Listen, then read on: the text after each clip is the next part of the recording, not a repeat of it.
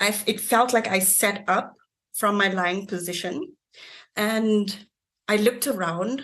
Everything looked the same at the picnic area, but there was almost a glitch in the sky, and I couldn't understand what this glitch was. And so I sat up and I looked. When I looked next to me, my friend was no longer there, and I knew something had happened to me. And I thought, oh my gosh, what happened? Where am I? Like, am I dreaming? Or, I was lying on the blanket, and I thought this must be a dream. And I sat up and I looked, and I saw this glitch, and it's almost like if you take two pieces of a screen and you fit it together, it's just out of place. Like the one frame does not fit the next frame, and everything just had a glitch. Do you think that we live in some type of simulation like the Matrix? Absolutely, absolutely. But it's so, like I said, Jeff, you can't take quantum physics and simulation and science and draw the line, because it's connected to our consciousness. It's connected to our soul. It's connected to our frequency, all of that. And do you think it's possible that this realm that we live in is just a simulation? Mm-hmm. Yep, I do. I do. I've had like some weird experiences that I feel like are glitches in that reality or in our reality that are just really bizarre. And I'm just like, like what? Like, going someplace and hanging out with people and then finding out that place doesn't exist in reality. Like Wow. That has happened. Yeah. Like, I mean, even I had the GPS coordinates still in my car, and I went to just drive by it, and there's like a house there instead of this apartment building we were in, and I'm like, what? And it wasn't there. There's been like things like that happen, or just I had an apartment that I lived in Sherman Oaks that was haunted. I guess you'd say, but my stuff would go missing all the time and never came back. Like it never reappeared. So where to go? Like literally, I mean, things like car keys or hairbrushes or remote controls that just vanished, and I live by myself, and they're right there and now they're gone. Or they're in the freezer, like that happened one time where like my keys were in the freezer, and I just walked in the door from work and hadn't gone to the kitchen yet. I put my keys down by the front door and they're in the freezer. It was just weird stuff like that. Like, I don't know, is that a ghost doing it or is it just a glitch? I have no clue. There's too many weird things that happen. I think that it could definitely be a simulation or a hologram or whatever, I guess. I mean, that's what the government determined, right? You've read the Gateway Project. But what was that? I don't know if I've read the Gateway analysis. Is that with Bob Monroe stuff? Yeah. But like I don't. The hologram. I haven't read the research on that. Can you tell us? Oh, yeah. So the Army Corps of Engineers, physicist or doctor that did the report had said, like factually reported, it's a fact-finding document about how the our universe is just a hologram. You mentioned that this is the dream and over there it's real. Mm-hmm. Would you say then that the other side is more real than you and I sitting here? Yes. I really feel like this is not real. This is, like, I guess we're fulfilling a purpose or doing something, and one day that will be over, or that we'll wake up from whatever it is that we're doing over here. And we'd mentioned before, kind of like a simulation in a way. Like it was almost like, like that's what I woke up from, that, that wasn't real. And it was like, I felt this like, okay, relief, a sigh of relief. And like, it's fine. That wasn't real. Yeah. My priorities are different. And that, I think, to a large part is due to my mental exploration, spiritual exploration from my experiences and life experiences and near-death experiences. And I mean, I actually did die of a heart attack for 4 minutes once. And but that was like falling asleep. I had many spiritual occurrences after that, after I got out of the hospital, and I had no damage and everything else. And the world it was like the Matrix, looking at the world after that. I actually was skeptical about possible explanations of what had happened to me. Was I suffering from hypoxia, for example, a and oxygen starvation to the brain. I didn't know. It didn't seem dreamlike. It didn't seem like a drug-induced trip. It seemed actually more real than this is.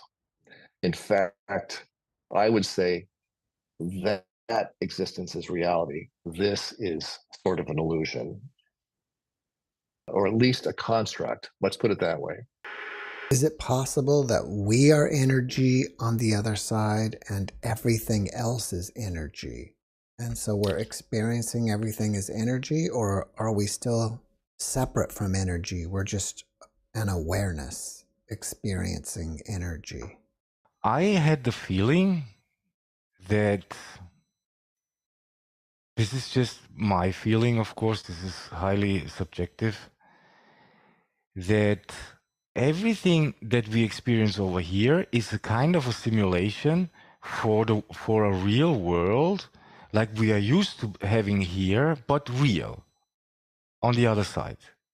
Like there is as if we are here in a kind of simulation of the real thing that this is on the other side. So you're saying that this is a copy of the other side, and the other side is the real world. Yes, exactly. You can put it this way. You can put it this way. Without boundaries.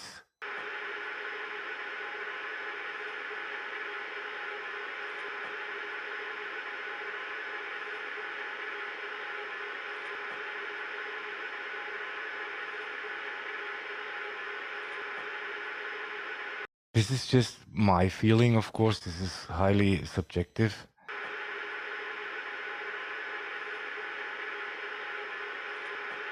And I sat in my room and I just started screaming for Father. I said, look, come on. I don't know what I agreed to. I don't know what you made me say yes to, but I take it all back. I don't mean it. I don't want anything to do with this shit. I want nothing. I'm done. And sure enough, about 2 days later, he appeared. Only this time, it was like a hologram. It wasn't him in person like he had been before. It was just this kind of mere light faded image, right? If you could compare the other side to this side, which side would be more real? That side. That's real. This is like a hologram to me. This is like a, how do I describe it? Kind of like a, I don't know. This is very flat here. It feels very almost one-dimensional. Do you believe like we live in like a whole simulated reality, or it's just we get external programs from people around us that give us limiting beliefs? Well, there's that part of it. I think the program began way before this, right? Before, I was a child and I get my mother's program because she teaches me what she thinks she knows, right? And whatever she got from her mother, because her mother tried to teach them what she thought she knew. But if it's all a lie, and everything that we're getting taught coming down the chain, and it all gets skewed and changed, right? Words get changed, meanings get changed. And it just keeps going and going until pretty soon you literally have no idea who you really are. People say we come here to learn things. I don't think we do. I think we're trapped here. And I think the game is on right now because people are waking up everywhere. But I think the game is how do you escape? Earlier you said the world is a lie. Does that mean that we live in some type of simulation or something? Yes, I think we do. The way I feel we do. And, look at all the things, the belief systems that we have created in all of this world. It's only two things. It's fear or love. There's only two emotions, but we drag all those emotions up and we call them certain things like I'm anger or people's hurt me. I'm a victim. Look at all the things they've trained people to be but that's not even who they are, because they don't even know who they are, because they were told by their parents who they are in the womb. I remember going back into my mother's womb, and because I did die for my mother. My mother, like I said, I was my mother's 7th miscarriage, and I only weighed 1 pound and 7 ounces in 1951. I should never survive that.